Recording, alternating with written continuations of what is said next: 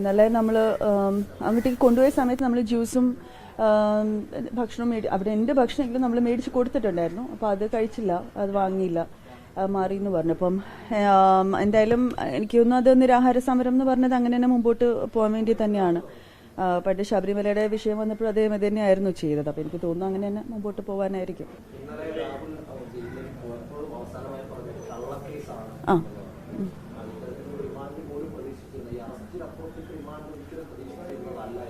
അതെ ആണ് 100%. കാരണം നമ്മൾ ഫസ്റ്റ് ഓഫ് ഓൾ എന്ന് പറഞ്ഞാൽ ഇവിടെ വന്നപ്പോൾ അവർ ഒരു നോട്ടീസും തരാതെയാണ് വന്നത്. അപ്പോൾ ആ ഒരു വീട്ടിൽ നിന്നിട്ട് ലൈവിനകത്ത് തന്നെ കാണാൻ പറ്റും. 7 മണിക്ക് മുമ്പ് തിരിച്ച് എത്താൻ പറ്റുമോ എന്ന് ചോദിച്ചിട്ടാണ് പോണത് തന്നെ. അത് നമുക്കൊരു പ്രതീക്ഷയുമില്ല, ഇതൊരു നോട്ടീസാണോ, ഹാജരാകണം എന്നുള്ള രീതിയിലുള്ളൊരു നോട്ടീസോ ഒന്നും നമുക്ക് വന്നിട്ടില്ല.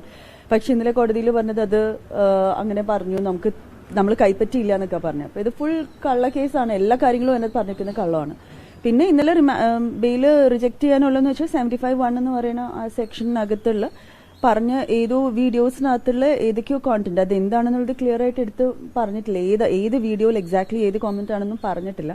അപ്പം അതിന്റെ ഒരു അടിസ്ഥാനത്തിലായിരിക്കും എന്തായാലും തുടർ നടപടികളിലേക്ക് നമുക്ക് കടക്കാമെന്നുള്ളത്. അത് നമ്മൾ ആലോചിച്ചുകൊണ്ടിരിക്കണേ ഉള്ളൂ. ഇനി അടുത്ത് എന്തായിരിക്കും ഏറ്റവും ബെസ്റ്റ് മൂവ് എന്നുള്ളത് നമ്മുടെ അഡ്വക്കേറ്റ് ഇങ്ങനെ ആലോചിച്ചുകൊണ്ടിരിക്കുകയാണ്. അത് തീരുമാനമായിട്ടില്ല. നമ്മൾ ഏതാ അറിയില്ല, അത് നമ്മളിങ്ങനെ ആലോചിക്കാൻ തീരുമാനമായിട്ടില്ല.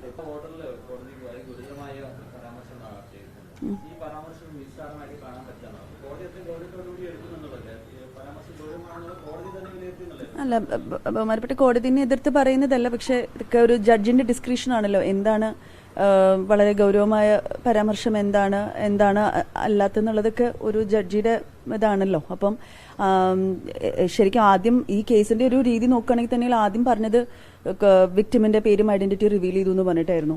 അത് കഴിഞ്ഞിട്ട് എല്ലാം ബെയിലബിൾ ഒഫൻസ് ആയിരുന്നു. അത് കഴിഞ്ഞിട്ട് പിന്നെ നോൺ ബെയിലബിൾ ഒഫൻസ് രാത്രിയിലാണ് ചേർത്തത്. അപ്പം പിന്നെ കോടതിയിൽ പറഞ്ഞപ്പോൾ പോലും ഇവർക്ക് എന്താണ് സെക്ഷലി കളർഡ് റിമാർക്സ് എന്നുള്ളത് എടുത്തു പറയാൻ ഇവർക്കൊന്നും ഉണ്ടായിരുന്നില്ല. അപ്പോൾ എവിടേക്കോ ഇത് അറസ്റ്റ് ആദ്യം നടക്കട്ടെ, കുറ്റം പിന്നീട് കണ്ടുപിടിക്കാം എന്നൊരു മട്ടിലേക്ക് പോയതുപോലെയാണ് ഞങ്ങൾക്ക് തോന്നിയത്. അപ്പം ഇനിയും മുമ്പോട്ട് പോകാൻ അത്രയേ ഉള്ളൂ.